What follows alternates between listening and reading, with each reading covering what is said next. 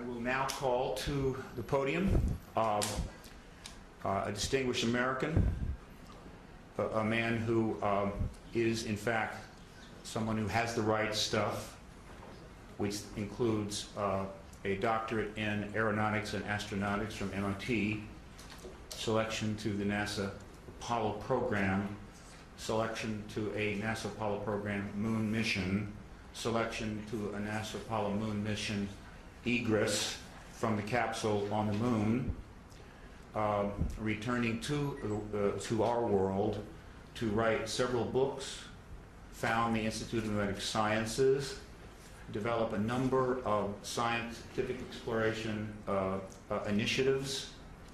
A man who's received far more awards than I could possibly list here, but which do include the Presidential Medal of Freedom nomination for the Nobel Peace Prize in a number of honorary doctorates.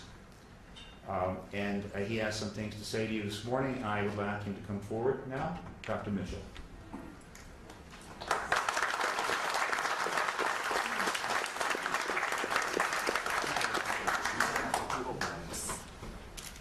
Thank you very much for being here. My story with regard to the disclosure process is very simple. I grew up in Roswell, New Mexico, the site of the first UFO crash, the alleged UFO crash. And my story is as a result of growing up there. I was a senior in high school, just going into my senior year in 1947, when on one day the Roswell Record announced that an alien craft had crashed, and the next day changed that story and said no, the Air Force said that was a weather balloon.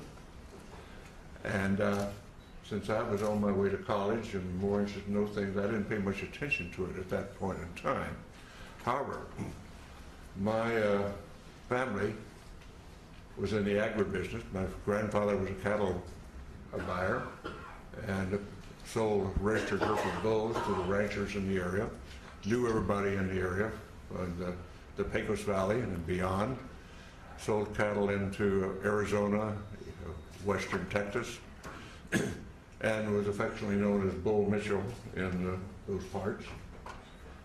And so it was not surprising to me later on that the lore of the area, of our friends and the people in Roswell, including the sheriff's department, and a military friend of ours, a major, who was also turned out to be a friend of Jesse Marcel, who was the first Air Force officer on the site of the crash. And this Air Force officer was in administration. He was not really involved, but he eventually told me his story, and that's how I became involved.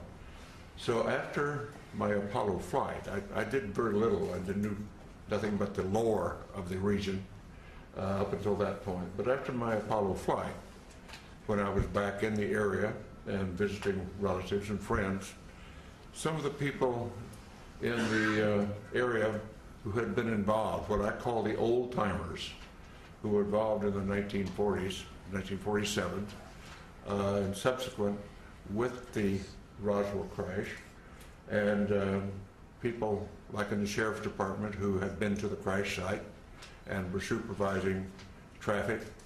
My friend and friend of our family, the major, who was an office mate in the administrative function at Walker Air Force Base. These folks, because they had been shushed and told not to talk about their experience by military authority in those days, and on dire consequence if they did, felt that here in the 70s, many years later, that they didn't want to go to the grave with their story. They wanted to tell somebody reliable. And being a local boy and having been to the moon, they considered me reliable enough to whisper in my ear their particular story and their association with the Roswell crash, including the family of the undertaker who provided coffins for the alleged alien victims, and others on site who had been involved or knew the story. And of course, eventually I ran into Jesse Marcel Jr., the son of the Jesse Marcel, who was the first military officer on the site, and knew his story, and knew his story well, and we became friends in later years in this disclosure movement. And at some point, about 10 years ago, and I can't remember what date it was right now, when the disclosure movement was going strongly, I came here to Washington with a Navy commander by the name of Will Miller and Dr. Stephen Greer, and we were able to get an appointment at the Pentagon to talk about what we knew, or what we allegedly knew, what we thought we knew, and went and told our story. And the powers that be at the Intelligence Committee of the Joint Chiefs of Staff listened to our story and said, the Admiral said, well, I don't know that story. I don't know that that's true, but I will find out. So we departed, went on our way, and subsequently learned through Dr. Greer and through Will Miller, and that those stories had been confirmed, and that the Admiral had been denied access when he tried to get into the inner workings of that process. And we had confirmation of that, although that Admiral now denies the fact that this is the fact. So my story is essentially that. I do have no first-hand experience with the ET effort, except the fact that I know all of these research people that you'll hear from today, and some who are not here today, who have spent a long amount of their lives and time doing research into the alien visitation, UFO crashes, and so forth. And I urge that those who are doubtful read the books, read the lore, and start to understand what has really been going on, because there is no doubt we are being visited. And as a person who is a part of the first generation of being a spacefarer of our civilization and having gone to the moon, and realizing that I do, and many of us do now, that have seen the Hubble pictures from space, the universe that we live in is much more wondrous, exciting, complex, and far-reaching than we were ever able to know up to this point in time. And the fact we have wondered, were we alone in the universe forever? Only in our period do we really have evidence, no, we're not alone. We are just one planet with intelligent life on it, and probably it is time, now that we are spacefarers on our planet, that we get active, because we're really universal beings. And in the long stretch of things, if we think about it in the longest possible range, we realize, and I realize this from my studies in astronomy and astrophysics, our sun will burn out in due course, and we have to be off this planet if our species is to survive. So anybody, any species, any planet that is on around a mainstream star like ours is, only has a finite amount of time on that star before it burns out. And so our destiny, in my opinion, and we might as well get started with it, is become a part of the planetary community of nations, of planets, just like when we were much newer on this planet, and we found tribes over in the next valley or across the next mountains, and we started forming communities then and reaching out beyond ourselves. At this point in human history on this planet, we're now starting, and ready should be, to reach out beyond our planet and beyond our solar system to find out what is really going on out there. And the 20th and 21st century that we now live in, the beginning of the Industrial Revolution really didn't take off until the 19th century.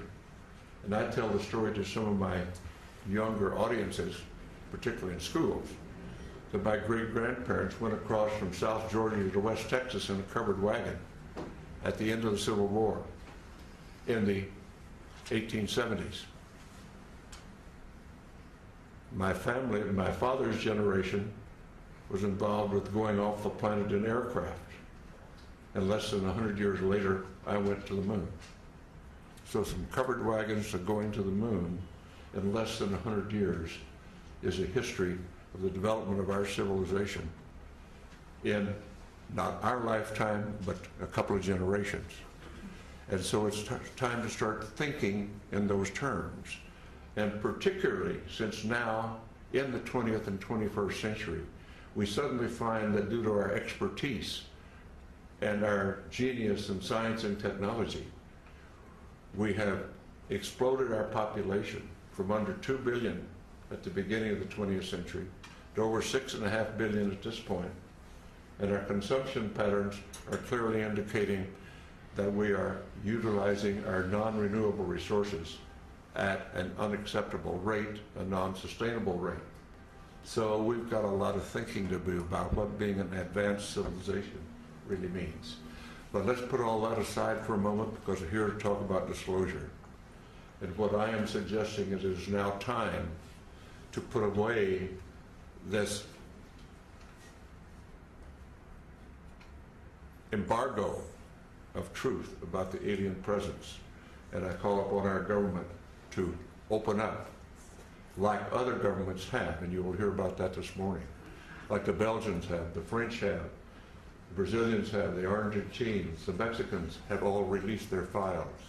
It's about time now that we do the same thing and become a part of this planetary community that is now trying to take our proper role as spacefaring civilization. Thank you very much for your attention.